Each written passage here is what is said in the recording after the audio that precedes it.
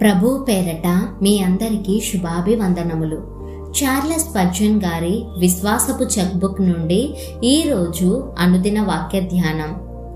ఆత్మను బట్టి విత్తువాడు ఆత్మ నుండి నిత్య జీవమను పంట కోయును.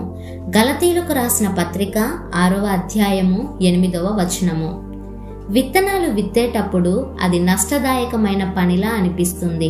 ఎందుకంటే మనం మళ్ళీ వాటిని చూడకుండా ఉండేటట్లు మంచి విత్తనాలను భూమిలో పాతిపెట్టేస్తాం.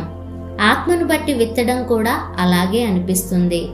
అదేదో ఊహాజనితంగాను ఎప్పటికీ నిజం కాని కలలా అనిపిస్తుంది. ఎందుకంటే మనలను మనం తృణీకరించుకొని ప్రభువును వెంబడిస్తుంటే దాని వలన ఏమీ ప్రయోజనం ఉన్నట్లు కనిపించదు. అయినప్పటికీ మనం దేవుని వాక్యాన్ని ధ్యానిస్తూ ఆయన కోసం జీవిస్తూ ఆత్మను బట్టి విత్తుకుంటూ వెళ్తే దేవుని మహిమార్థమై మనలను మనం సమర్పించుకుంటే మన ప్రయాస వృధా కాదు. ప్రతిఫలంగా మనకు జీవం, సమృద్ధి జీవం, నిత్య జీవం అనుగ్రహించబడతాయి. దేవుని గూర్చిన జ్ఞానంలోనూ దేవుని సహవాసంలోనూ దేవుని ఆనందంలోనూ మనం ప్రవేశించే కొద్దీ ఆయనిచ్చే నిత్య జీవితాన్ని ఈ లోకంలోనే అనుభవించగలుగుతాం.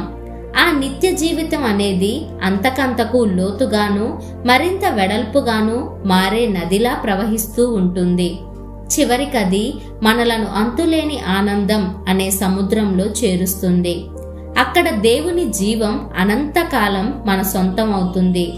మనం ఈరోజు శరీరం బట్టి విత్తకుండా జాగ్రత్త పడదాం. అంటే శరీరాశల చొప్పున బ్రతకకుండా జాగ్రత్త పడదాం.